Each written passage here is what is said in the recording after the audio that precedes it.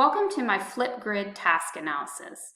I'm going to take you step by step through this process on how to implement Flipgrids in your classroom. Before you begin, you need to sign up your free educator account, and you can use this button up here. And once you do that, you can go ahead and log in. I'm going to log into my school account. And once you have logged in, you'll see My Grids. This is your landing page, and this is where you will click Add New Grid. This landing page, as you can see, has a lot of different options. You can see all the topics or grids that you have added in the past as well to keep up with it. So first thing that you want to do when you make a grid is you got to give it a title. So we're going to name this Flipgrid Intros. And then you select your grid type. Your grid type can be a school email, student ID, or if you're sharing with educators within a community. I'm just using my students' school email. You can do a Flipgrid code, or you could use the one that they provide for you. I'm going to do Goldin BMS, and that will be the Flipgrid code that students will use the entire year.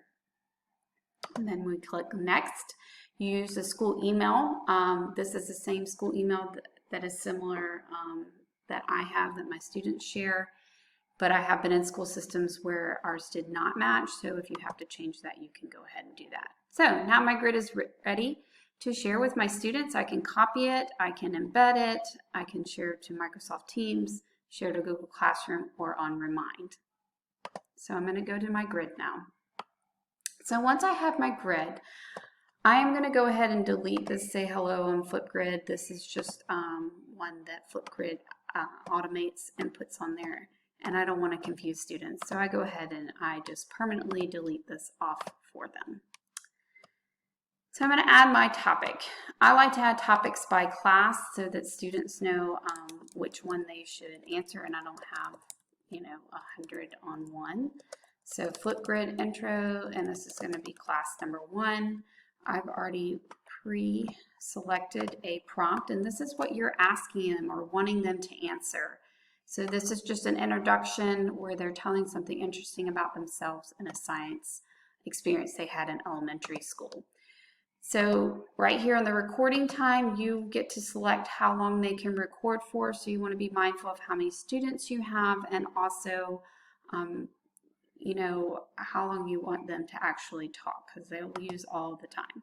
So you have different focuses or media resources to engage your students. I like adding an emoji, and so that's one they're going to select about their personality. You do have a video moderation tool that you can view them before they actually go live where students can see them. For introductions, I'm not going to be too picky about that. There's a lot of different features that you can play around with, but we're just creating a simple topic here. So this will take them straight to that topic, so I could copy this and paste it in for every class in my Google Classroom if I'd like. It's just up to you how you do that, or you can use the QR code. So I'm all set, ready to go. So here is mine, and if I was going back to add the different classes, I would just add a new topic and then put class number 2 and change that. Now, last thing I want to show you, because now you're ready for your students to start sending in their topics to you. So I'm going to log in and let you see what they see when they log in. So here's my Flipgrid intros, and students will see this is their class, what their prompt is, and also they hit the green button and they start taping.